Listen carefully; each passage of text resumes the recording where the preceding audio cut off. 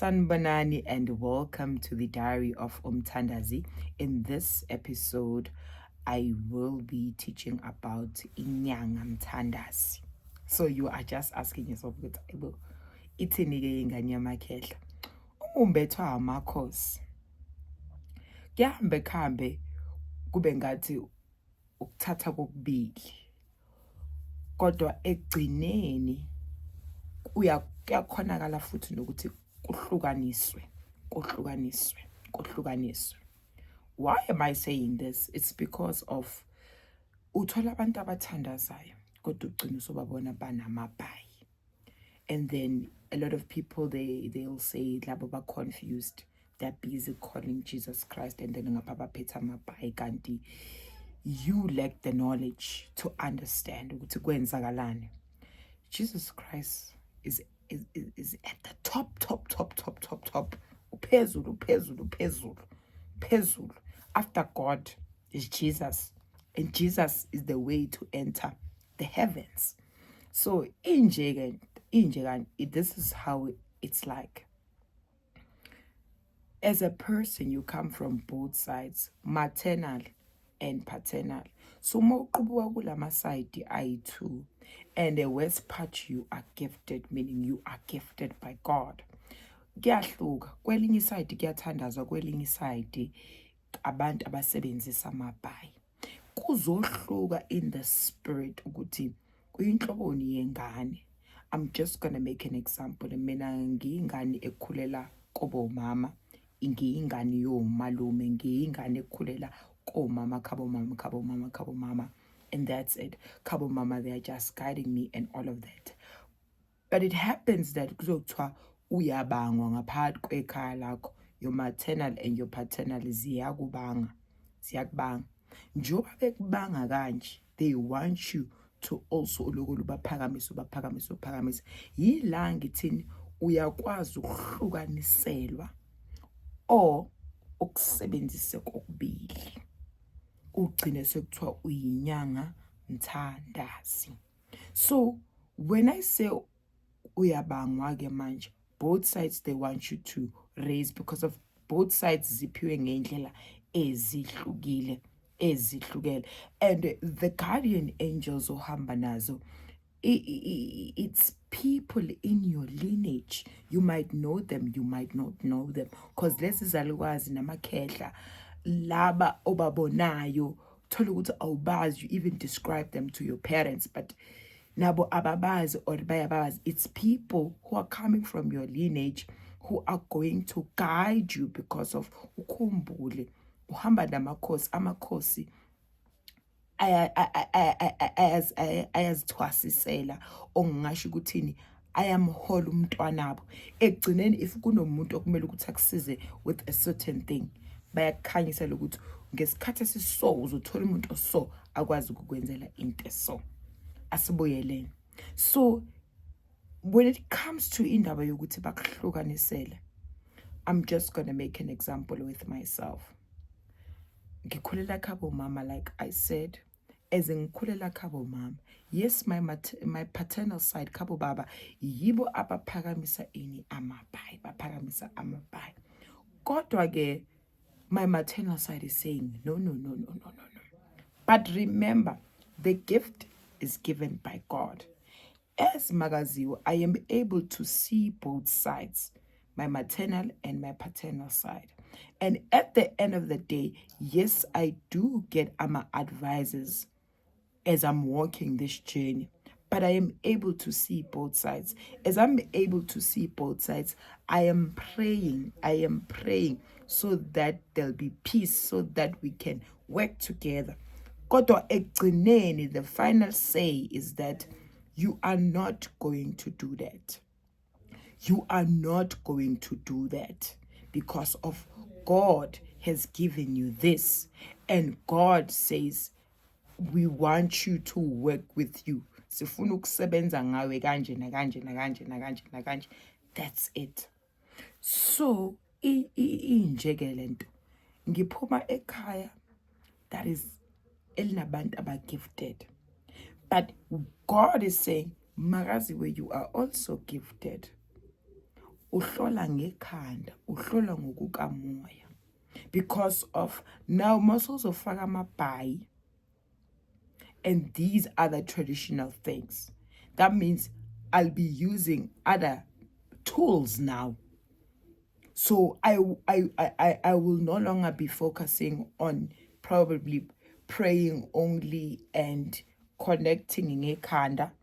I will be also using mhlampe ikhwama ukuthi ngishaya isikhwama laphaya and all of that. Kodwa ekugcineni ezingiyingane yamakhehle ngihlukaniselwe emazulwini, and mangihlukaniselwa ke emazulwini kuchaza ukuthini?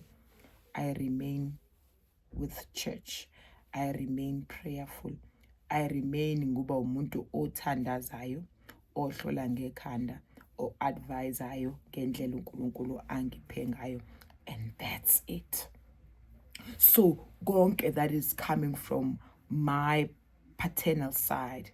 Not to say I'm saying I'm ignoring them, but I am following what is Zulu, what God is saying, and what my maternal side is staying with, because of they feel that they have a full authority in my life, because the other side didn't want to acknowledge.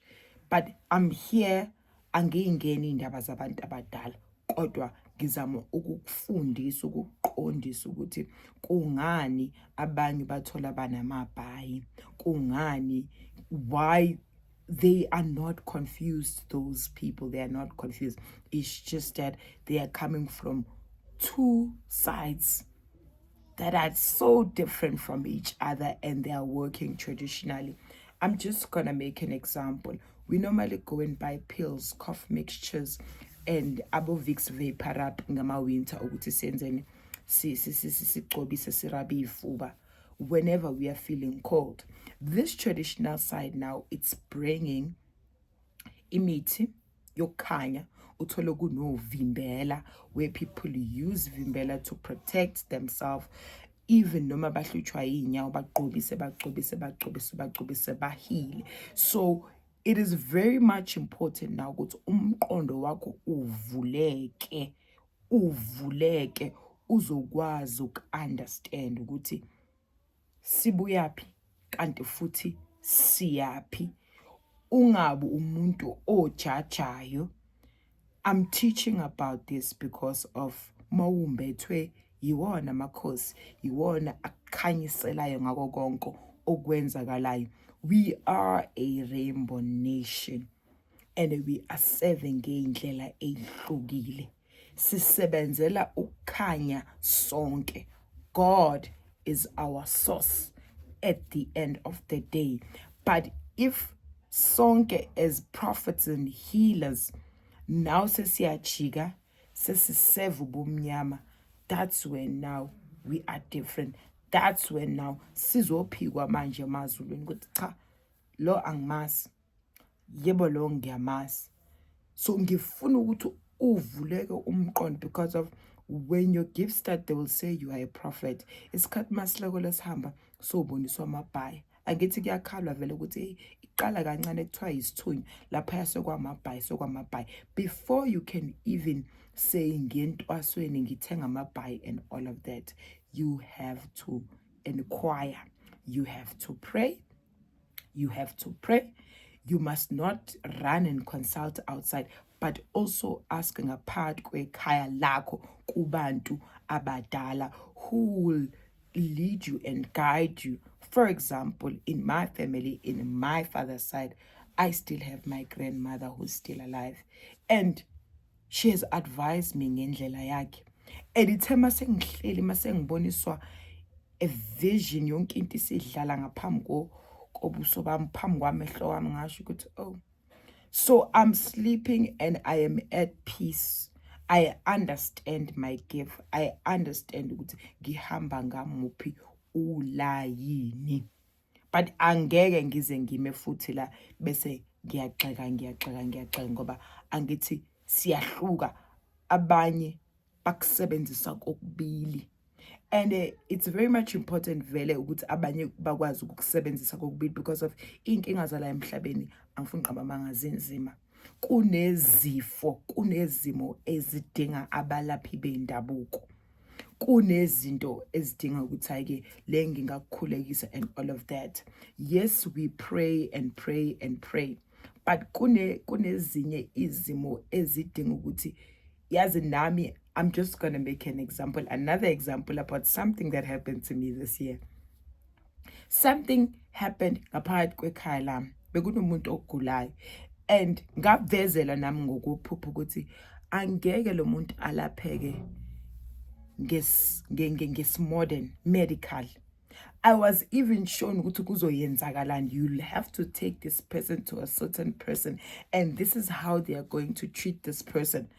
And i-process yakhona, it was not so easy. Kodwa ngizokutshela ukuthi mangifika lapho, angazi, I just gained so much strength and power. Wasizakala loyo muntu, waphila.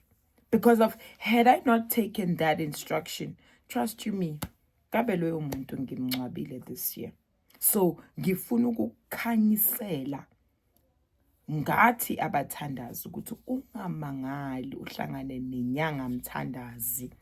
Kusuke kuvume ingilosi zakhe kanye nomveli inqanga uNkulunkulu yena uqobo lakhe evumile ukuthi akasebenzise kokubili because of inkinga zala emhlabeni zidinga different types of healers. Sisebenza ngokungafani, sisebenza ngokuhlukana. Ngoba I can just pray ngikusize ube right mhlawumbe okwakukude ngoba nami angibizelwanga wonke umuntu. I have my own group of people that I'm dealing with. So uzothola ukuthi nawe ke umthandazi lapho ngaphandle kodwa wena unako kokubili. So you're called for different types of people ukuthi kuzofika umuntu onenkinga so ukwazi ukumsiza, kunomuntu ozofika nenkinga so ukwazi ukumsiza. I love you so much guys. See you on the next part. Mwah.